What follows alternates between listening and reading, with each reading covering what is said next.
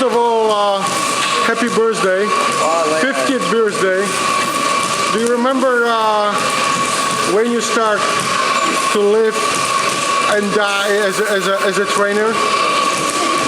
It goes back about, I would say about 30 years. I started training guys, but I want to thank you for wishing me a happy birthday. I might be 50, but I don't feel 50. I might look it, but I don't feel it. Your name is connected with the Polish boxing for a long, long time. I know you probably don't remember so many years when you for the first time start training, but do you remember the first day you start training Andrew? Actually, I do. It was, I would say, in 92. I got a call from Mariola, actually.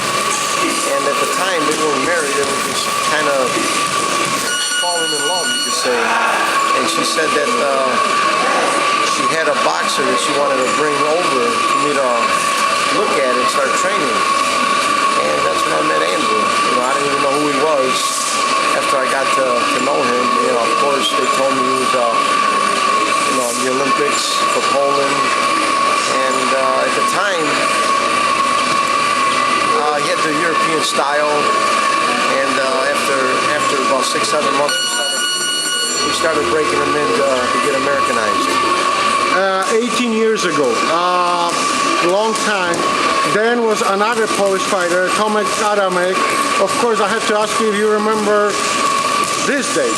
It was a date when you got your world championship with him. Actually, it started with Ziggy. He called me. He said he had a Polish fighter he wanted me to meet and give my input, what I thought of him.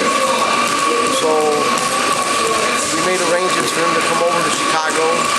I met Adamek, and I called Ziggy the next day.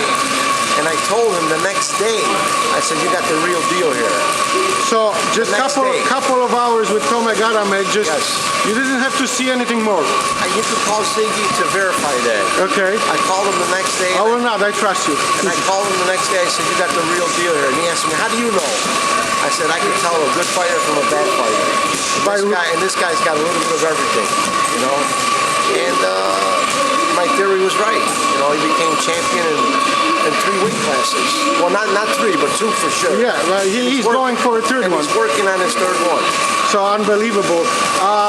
Would you say that, just taking into consideration the trust between you and Ziggy Rozalski, then if you didn't like Tomasz Adamek, just say, you know what, I don't think so, this is the guy, I don't think so it makes sense to do anything with him, will Tomasz Adamek career go a different way?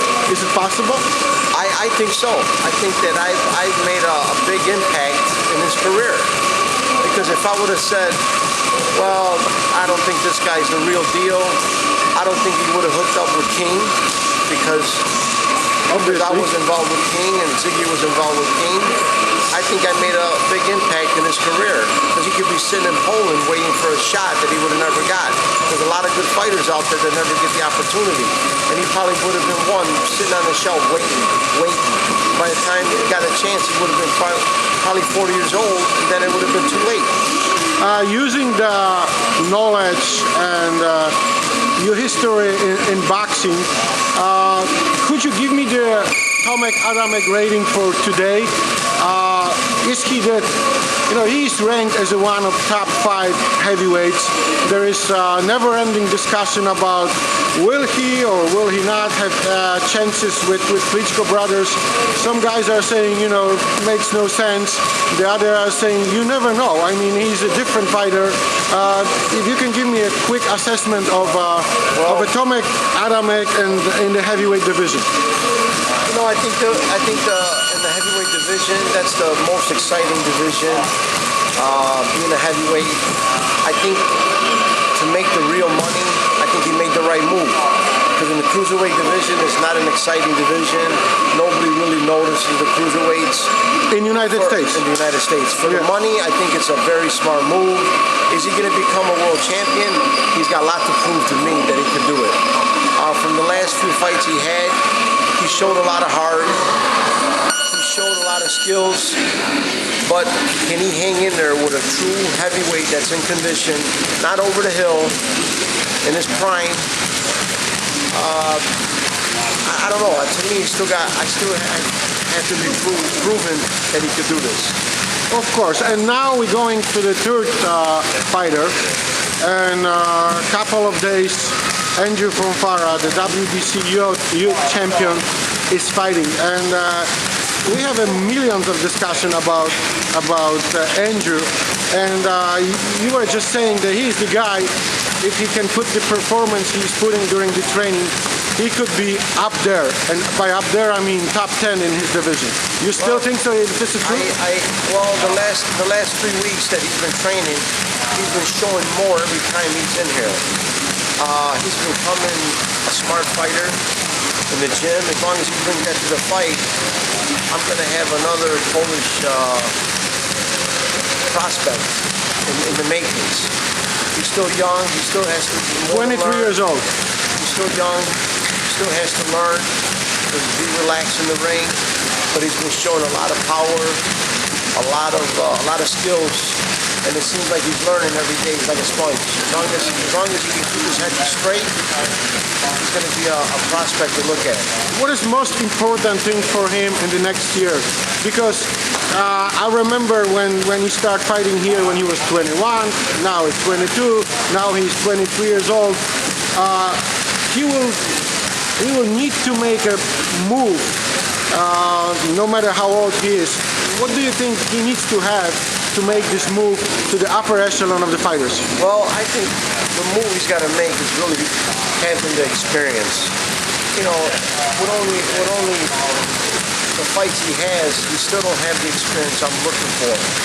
And that's, he's got to make a move. I think the move is going to be getting him the right fights where he learns from, not pushing him to a title yet, because he's still got a lot to learn. There's a lot of fighters out there with 4 times more the fights he has and the ring experience.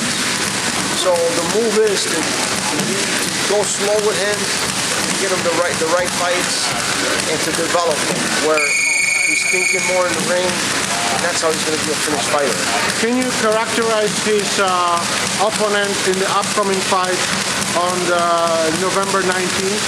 Well, from watching the little tape of him on YouTube, the guy looks very, very strong, very mechanical. We know what he's going to do, but the guy's got power. And when you're 175 pounds of power, you have to be careful all the time. Yeah, 175. We're coming back to Tomasz Adamek. This is where he won the title, fighting with you. Are you using this experience? Obviously, Fonfara is a different guy, but using the experience with working with 175 guys with Fonfara? Yes, I bring up his name a lot. Look, let's do this, let's do that. Stuff that I've gone through with Tomasz. So, having the experience behind me makes me work better with an up-and-coming young guy. Thank you very much, and hopefully we'll have the next conversation a little bit sooner than in the next 50 years. All right, thank you. Thank you.